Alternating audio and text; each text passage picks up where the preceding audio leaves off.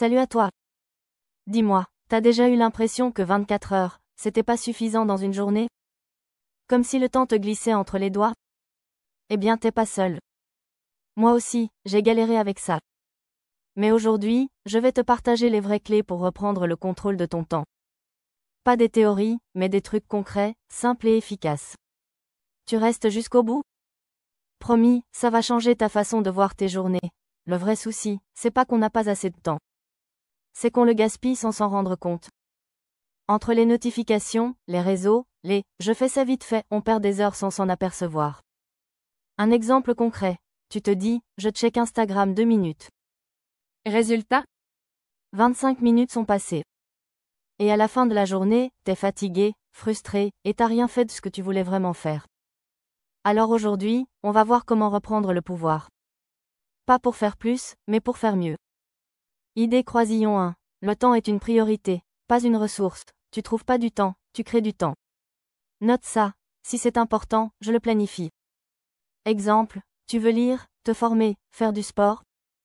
Mets-le dans ton agenda, comme un rendez-vous chez le médecin. Parce que devine quoi? Ce qui n'est pas planifié n'arrive jamais. Idée croisillon 2. La règle des 3 choses. Chaque matin, pose-toi cette question. Quelles sont les 3 choses essentielles que je dois accomplir aujourd'hui? Pas 10, pas 15. Juste 3 priorités. Pourquoi? Parce que ton cerveau aime la clarté. Et quand tu termines ces 3 trucs-là, tu ressens un vrai sentiment d'accomplissement. Et ça, c'est puissant. Idée croisillon 3. La technique du time blocking. Imagine ta journée comme une boîte à compartiments. Tu bloques des plages horaires pour chaque tâche. 9h-10h mail, 10h-11h projet, 14h-15h formation. Et pendant ce bloc, tu fais une seule chose. Résultat? Tu bosses mieux, plus vite, et t'as plus de temps libre que tu crois. Petit warning, il y a des pièges à éviter. 1. Multitâche égale fausse bonne idée. Tu crois gagner du temps, mais en fait tu perds en qualité et en énergie. 2. Dire oui à tout le monde. Apprends à dire non sans culpabiliser.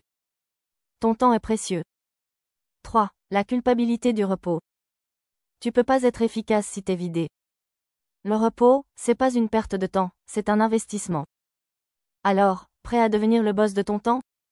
Souviens-toi, c'est pas une question d'avoir plus de temps, c'est une question de mieux l'utiliser. Tu peux pas tout contrôler, mais tu peux contrôler comment tu réagis, ce que tu planifies, ce que tu choisis de prioriser. Si cette vidéo t'a parlé, like, abonne-toi et partage-la à quelqu'un qui a toujours pas le temps.